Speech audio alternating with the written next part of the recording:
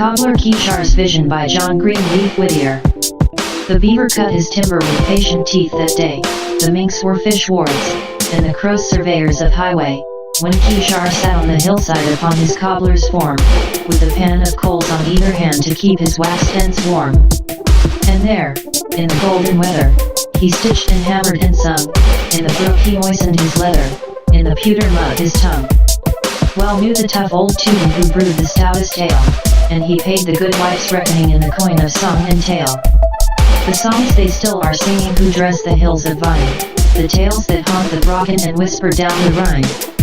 Woodsy and wild and lonesome, the swift stream wound away, through birches and scarlet maples flashing in foam and spray, down on the sharp-horned ledges plunging in steep cascade, tossing its white-maned waters against the hemlock's shade. Woodsy and wild and lonesome, east and west and north and south, only the village of fishers down at the river's mouth, only here and there a clearing, with its farmhouse roof and new, and tree stumps, swart as Indians, where the scanty harvest grew.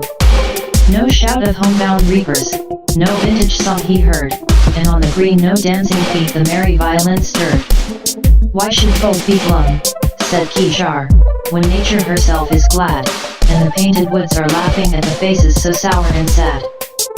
Small heed had the careless cobbler what sorrow of heart was theirs who travailed in pain with the births of God, and planted a state with prayers, hunting of witches and warlocks, smiting the heathen horde, one hand on the mason's trowel, and one on the soldier's sword. But give him his ale and cider, give him his pipe and song, little he cared for church or state, or the balance of right and wrong. Tea is work, work, he muttered, and for rest a snuffle of psalms. He smote on his leathern apron with his brown and waxen palms. Oh, for the purple harvests of the days when I was young, for the merry grape-stained maidens, and the pleasant songs they sung. Oh, for the breath of vineyards, of apples, and nuts and wine, pouring more to row in a breeze to blow down the grand old river Rhine. A tear in his blue eye glistened, and dropped on his beard so gray. Old am I, said Keezar, and the Rhine flows far away.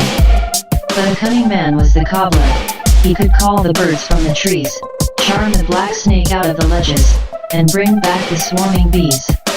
All the virtues of herbs and metals, all the lore of the woods, he knew, and the arts of the old world mingle with the marvels of the new. Well he knew the tricks of magic, and the lapstone on his knee had the gift of the Mormon's goggles or the stone of Dr. D. Or the mighty master of grip rotted with spell and rhyme from a fragment of mystic moonstone in the tower of Nezheen. To a cobbler Minzinger the marvelous stone gave he, and he gave it, in turn, to Keezar, who brought it over the sea. He held up that mystic lapstone, he held it up like a lens, and he counted the long years coming by 20s and by 10s. 100 years, quoth Keezar, and 50 have I told, now open the new before me, and shut me out the old. Like a cloud of mist, the blackness rolled from the magic stone, and a marvelous picture mingled the unknown and the known. Still ran the stream to the river and ocean joined, and there were the bluffs and the blue sea line, and cold north hills behind. But the mighty forest was broken by many a steepled town, by many a white-walled farmhouse, and many a garner brown. Turning a score of mill wheels, the stream no more ran free, white sails on the winding river, white sails on the far-off sea. Below in the noisy village the flags were floating gay, and shone on 1,000 faces the light of a holiday. Swiftly the rival ploughmen turned the brown earth from their shares, here were the farmer's treasures, there were the craftsman's wares. Golden the good wife's butter, ruby her currant wine, grand were the strutting turkeys, fat were the beefs and swine. Yellow and red were the apples, and the ripe pears russet brown, and the peaches had stolen blushes from the girls who shook them down. And with blooms of hill and wildwood, that shame the toil of art, mingled the gorgeous blossoms of the garden's tropic heart. What is it I see, said Keezar, am I here, or am I there? Is it a fete at Bingen? Do I look on Frankfurt Fair? But where are the clowns and puppets, and imps with horns and tail? And where are the Rhenish flagons? And where is the foaming ale? Strange things, I know, will happen, strange things the Lord permits, but that drowsy folk should be jolly puzzles my poor old wits. Here are smiling manly faces, and the maiden's step is gay, nor sad by thinking, nor mad by drinking, nor mopes, nor fools, are they. Here's pleasure without regretting, and good without abuse, the holiday and the bridal of beauty and of use. Here's a priest and there is a Quaker, do the cat and dog agree? Have they burned the stocks for oven wood? Have they cut down the gallows tree? Would the old folk know their children? Would they own the graceless town, with never a renter to worry and never a witch to drown?